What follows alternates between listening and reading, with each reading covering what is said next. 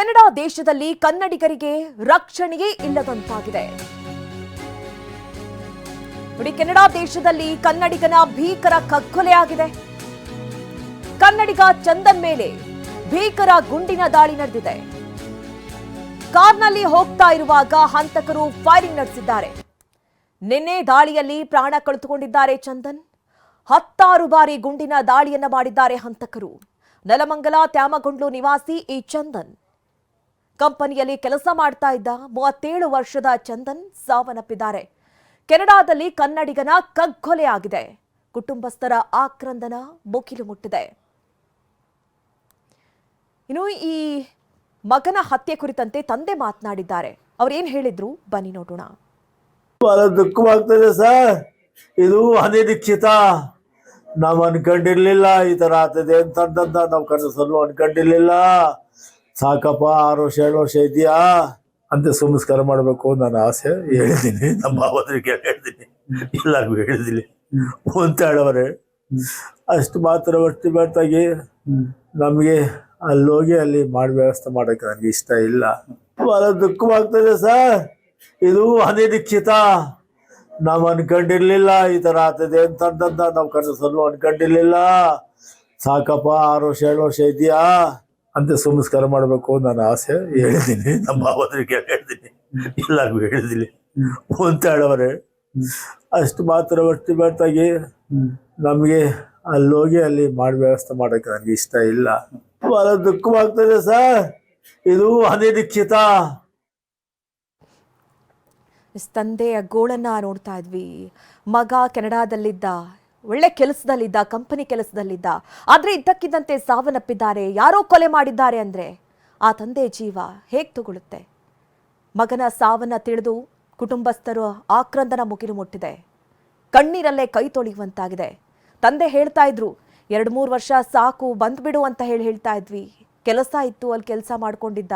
ಆದ್ರೆ ಈ ರೀತಿ ಸುದ್ದಿ ಕೇಳಿ ನಿಜಕ್ಕೂ ಆಘಾತ ಆಗಿದೆ ಅನ್ನುವಂಥ ಮಾತನ್ನ ಹೇಳ್ತಾ ಇದ್ರು. ಒಂದ್ ಕಡೆ ಹತ್ಯೆಯಾದ ಚಂದನ್ ಫೋಟೋಸ್ಗಳನ್ನ ಕೂಡ ಗಮನಿಸ್ತಾ ಇದ್ವಿ. 37 ವರ್ಷದ ಚಂದನ್ ಕೆನಡಾದಲ್ಲಿ ಸಾವನ್ನಪ್ಪಿದ್ದಾರೆ. ಇನ್ನು ಚಂದನ್ ಅವರ ಕುಟುಂಬಸ್ಥರು ಕೂಡ ಮಾತನಾಡಿದ್ದಾರೆ. ಅವರೇನ್ ಹೇಳಿದ್ರು ಬನ್ನಿ ನೋಡೋಣ. ನಿನ್ನೆ ನೈಟು ಒಂದು 9:10 ಗಂಟೆಯಲ್ಲಿ ನಮ್ಮ ಮಾವ ಮೊಬೈಲ್ಗೆ ಫೋನ್ ಬಂದಿದೆ. ಫೋನ್ ಬಂದಾಗ ಇಂಗ್ಲೀಷಲ್ಲಿ ಕನ್ವರ್ಸೇಷನ್ ಆಗಿದೆ, ಹಂಗಾಗಿ ಅವ್ರಿಗೇನು ಅರ್ಥ ಆಗಿಲ್ಲ. ಅದಾದ್ಮೇಲೆ ಮತ್ತೆ ಒಂದು 10 ಮತ್ತೆ ಕಾಲ್ ಮಾಡಿದ್ದಾರೆ. ಅಲ್ಲಿ ಲೋಕಲ್ ಪರ್ಸನ್ ಯಾರೋ ತೆಲುಗು ಬರೋನ್ನ ಕರ್ಸ್ಕೊಂಬಂದು ಮಾತಾಡಿದ್ದಾರೆ.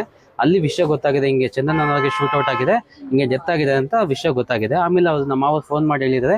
ಅವಾಗ ನಾವೆಲ್ಲ ಇಲ್ಲಿಗೆ ಬಂದ್ವಿ. ಇಲ್ಲಿಗೆ ಬಂದಾದ್ಮೇಲೆ ನಾವು ಅಲ್ಲಿನ ಫ್ರೆಂಡ್ಸು ಯಾರಿಗಾರು ನಾವು ಕಾಂಟ್ಯಾಕ್ಟ್ ಮಾಡೋಣ ಅಂದ್ಬಿಟ್ಟು ಅಲ್ಲೊಬ್ಬನ ಕಾಂಟ್ಯಾಕ್ಟ್ ಮಾಡಿದ್ವಿ.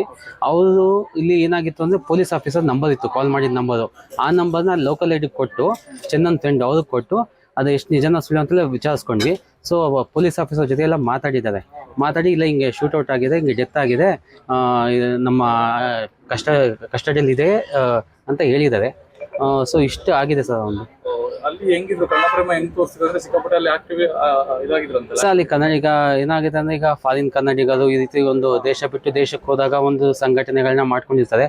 ಅಂತ ಸಂಘಟನೆಯಲ್ಲಿ ಉಸ್ತುವಾರಿ ವಹಿಸ್ಕೊಂಡು, ಮುಂದಾಳತ್ವ ವಹಿಸ್ಕೊಂಡು ಎಲ್ಲ ರೀತಿಯ ಆಕ್ಟಿವಿಟೀಸು ಪ್ರತಿಯೊಂದು ಮುಂಚೂಣಿಯಲ್ಲಿ ಮಾಡ್ತಾ ಇದ್ರು. ಸೊ ಒಳ್ಳೆ ಸಮಾಜ ಸೇವೆ ಆಗಲಿ, ಇಲ್ಲಿಂದ ಅಲ್ಲಿಗೋದವ್ರಿಗೆ ಹೆಲ್ಪ್ ಮಾಡೋದಾಗ್ಲಿ, ಒಂದು ಕೆಲಸ ಕೊಡ್ಸೋದಾಗ್ಲಿ, ಅಲ್ಲಿ ಕೆಲಸ ಕಳ್ಕೊಂಡವ್ರಿಗೆ ಇನ್ನೊಂದು ಕಡೆ ಕೆಲಸ ಕೊಡ್ಸೋದಾಗ್ಲಿ. ಸೊ ಈ ರೀತಿ ಒಂದು ಒಳ್ಳೆ ಅಂದರೆ ನಮ್ಮ ಇಂಡಿಯನ್ಸ್ಗೆ ಏನು ಬೇಕೋ ಆ ರೀತಿ ಒಳ್ಳೆ ಕೆಲಸಗಳನ್ನ ಮಾಡ್ತಾ ಇದ್ದ ಸರ್. ನಾನು ಅವ್ರಿಗೆ ಒಂದು 6 ತಿಂಗಳ ಮುಂಚೆ ಊರಿಗೆ ಬಂದಾಗ ಮಾತಾಡಿದ್ದೆ.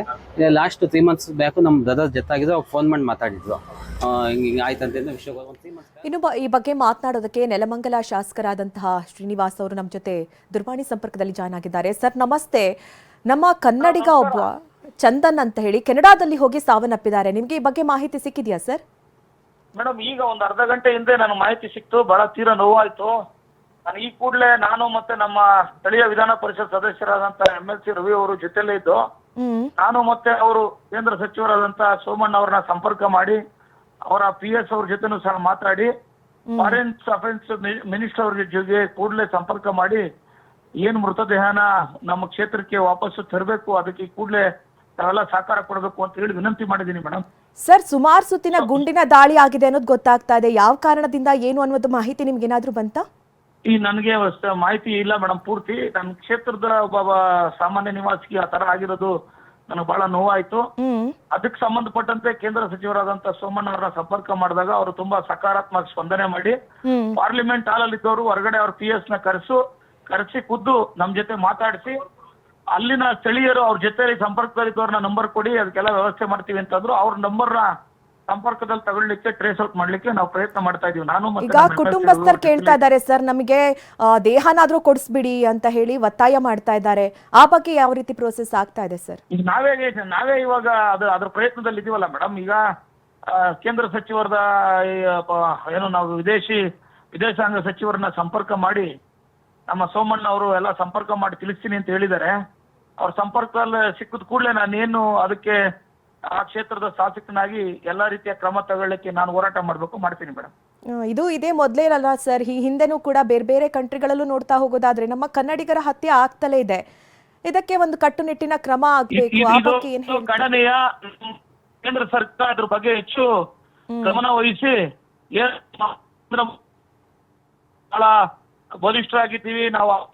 ಏನು ವಿಜೃಂಭಿಸ್ಕೊತಾರಲ್ಲ, ವಿಜೃಂಭಿಸಕ್ಕಾಗಿರೋಂಥದ್ದು ಈ ವಿಚಾರದಲ್ಲೂ ಸಹ ಕನ್ನಡಿಗರಾಗ್ಲಿ, ಬೇರೆ ತೆಲುಗಿನವರಾಗ್ಲಿ, ತಮಿಳುನಾಡವರಾಗ್ಲಿ, ನಮ್ಮ ದೇಶದ ಯಾರೇ ಒಬ್ಬ ರಾಜ್ಯದ ಪ್ರಜೆಗೆ ಹತ್ಯೆ ಆಗಿ ತೊಂದರೆ ಆದ್ರೂ ಅದು ತೊಂದರೆನೆ. ಕೇಂದ್ರ ಸರ್ಕಾರ ಇದ್ರ ಬಗ್ಗೆ ಬಹಳ ತೀವ್ರತರವಾಗಿ ಇದ್ರ ಬಗ್ಗೆ ಎಚ್ಚರವನ್ನ ವಹಿಸ್ಬೇಕು. ಇನ್ನು ಸೋಮಣ್ಣ ಅವ್ರ ಜೊತೆ ಮಾತನಾಡಿದಾಗ ಏನ್ ಹೇಳಿದ್ರು ಸರ್ ಸೋಮಣ್ಣ ಅವ್ರು?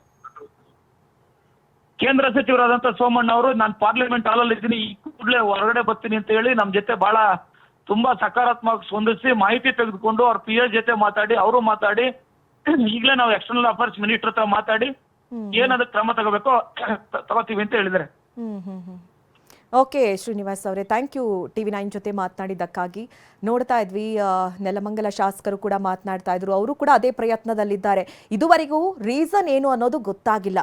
ಆ ಬಗ್ಗೆ ಮಾಹಿತಿಯನ್ನ ಕಲೆ ಹಾಕಲಾಗ್ತಾ ಇದೆ. ಸುಮಾರು 6 ವರ್ಷಗಳಿಂದ ಚಂದನ್ ಕೆನಡಾದಲ್ಲೇ ವಾಸವಾಗಿದ್ರು, ಅಲ್ಲಿ ಕಂಪನಿಯಲ್ಲಿ ಕೆಲಸ ಮಾಡ್ತಾ ಇದ್ರು.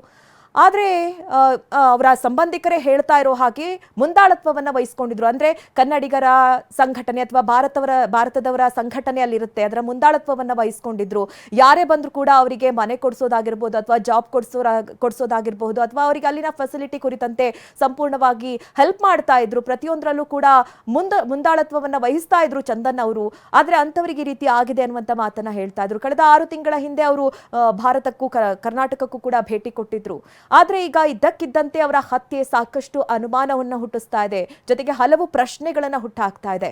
ಯಾಕೆಂದ್ರೆ ಕಾರ್ನಲ್ಲಿ ಹೋಗ್ತಾ ಇದ್ದಂತಹ ವ್ಯಕ್ತಿಯನ್ನ ದುಷ್ಕರ್ಮಿಗಳು ಗುಂಡಿಕ್ಕಿ ಹತ್ಯೆ ಮಾಡಿದ್ದಾರೆ.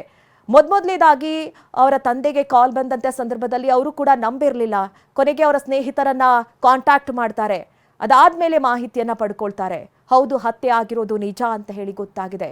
ಕುಟುಂಬಸ್ಥರ ಆಕ್ರಂದನ ಮುಗಿಲು ಮುಟ್ಟಿದೆ. ಕುಟುಂಬಸ್ಥರು ಕೇಳ್ತಾ ಇರೋದಷ್ಟೇ, ನನ್ನ ಮಗನ ದೇಹವನ್ನ ತರಿಸ್ಕೊಡಿ ಅಂತ ಹೇಳಿ ತಮ್ಮ ಅಳಲನ್ನ ತೋಡ್ಕೊಳ್ತಾ ಇದ್ದಾರೆ. ಈ ಬಗ್ಗೆ ಈಗಾಗಲೇ ನೆಲಮಂಗಲ ಶಾಸಕರು ಕೇಂದ್ರ ಸಚಿವರಾದಂತಹ ಸೋಮಣ್ಣ ಅವರೊಟ್ಟಿಗೂ ಕೂಡ ಮಾತನಾಡಿದ್ದಾರೆ. ಸೋಮಣ್ಣ ಅವರು ಕೂಡ ಈ ಬಗ್ಗೆ ಮಾಹಿತಿಯನ್ನು ಪಡ್ಕೊಳ್ತೀನಿ ಅನ್ನುವಂಥ ಮಾತನ್ನ ಹೇಳಿದ್ದಾರೆ ಅನ್ನೋದು ಗೊತ್ತಾಗ್ತಾ ಇದೆ. ಆದಷ್ಟು ಬೇಗ ಈ ಪ್ರೋಸೆಸ್ ಅನ್ನ ನಡೆಸ್ತೀವಿ ಅಂತ ಹೇಳಿದ್ದಾರೆ. ಆದರೆ ಒಬ್ಬ ಕನ್ನಡಿಗ ಅಲ್ಲಿ ಹೋಗಿ ಹತ್ಯೆ ಆಗ್ತಾರೆ ಅಂದ್ರೆ ನಿಜಕ್ಕೂ ನೋವಿನ ಸಂಗತಿ ಇದು. ಒಳ್ಳೆ ರೀತಿಯಲ್ಲಿ ಇದ್ದಂತಹ ವ್ಯಕ್ತಿ, ಎಲ್ಲರ ಜೊತೆಯಲ್ಲಿ ಸಹಾಯದಲ್ಲಿ ಭಾಗ್ಯ ಆಗ್ತಾ ಇದ್ದಂತಹ ವ್ಯಕ್ತಿ, ಆದರೆ ಈಗ ದೂರದ ಕೆನಡಾದಲ್ಲಿ ಹೋಗಿ ಹತ್ಯೆಗೊಳಗಾಗಿದ್ದಾರೆ ಅಂದರೆ ಯಾವ ಕಾರಣದಿಂದ ಅನ್ನುವಂತಹ ಪ್ರಶ್ನೆ ಅಂತೂ ಇದ್ದೇ ಇದೆ. ಆ ಬಗ್ಗೆ ತನಿಖೆ ಕೂಡ ಆಗ್ತಾ ಇದೆ. ಈಗ ಚಂದನ್ ಅವರ ಮೃತದೇಹ ಬೇಕು ಅಂತ ಹೇಳಿ ಕುಟುಂಬಸ್ಥರು ತಮ್ಮ ಅಳಲನ್ನ ತೋಡ್ಕೊಂಡಿದ್ದಾರೆ. ಅವರ ತಂದೆ ಕೂಡ ಕಣ್ಣೀರು ಹಾಕ್ತಾ ಇದ್ರು. ಇದು ಅನಿರೀಕ್ಷಿತ, ನಾವ್ಯಾರು ಕೂಡ ಅಂದ್ಕೊಂಡಿರ್ಲಿಲ್ಲ. ನನ್ನ ಜೊತೆ ಮಾತನಾಡಿದ್ದ ಮಗ, ಮಾತನಾಡುವಂಥ ಸಂದರ್ಭದಲ್ಲಿ ತುಂಬಾ ಚೆನ್ನಾಗೇ ಮಾತನಾಡಿದ್ದ, ಆದಷ್ಟು ಬೇಗ ಮತ್ತೆ ಬರ್ತೀನಿ ಅನ್ನುವಂಥ ಮಾತನ್ನ ಕೂಡ ಹೇಳಿದ್ದ. ನಾವು ಕೂಡ ಹೇಳ್ತಾ ಇದ್ವಿ, 2-3 ವರ್ಷ ಆಯ್ತು, ಸಾಕು ಬಾ ಅಂತ ಹೇಳ್ತಾ ಇದ್ವಿ, ನನ್ನ ಮಾತು ಕೇಳಿಲ್ಲ, ಈ ರೀತಿ ಆಗೋಗ್ಬಿಟ್ಟಿದೆ ಅಂತ ಹೇಳಿ ತಂದೆ ಕಣ್ಣೀರನ್ನ ಹಾಕ್ತಾ ಇದ್ರು. ನಿಜಕ್ಕೂ ತಂದೆಯ ಕಣ್ಣೀರು ನೋಡೋಕ್ಕಾಗ್ತಾ ಇಲ್ಲ. ತಂದೆಯ ಕಣ್ಣೆದುರೇ ಮಗ ಸಾವನ್ನಪ್ಪೋದು ಅಂತ ಅಂದ್ರೆ ತಂದೆ ಇದ್ದಂಥ ಸಂದರ್ಭದಲ್ಲೇ ಮಗ ಸಾವನ್ನಪ್ಪೋದು ಅಂತ ಅಂದ್ರೆ ಯಾವ ತಂದೆಗೂ ಕೂಡ ಅದನ್ನ ಸಹಿಸ್ಕೊಳ್ಳೋದಕ್ಕೆ ಸಾಧ್ಯವೇ ಇಲ್ಲ.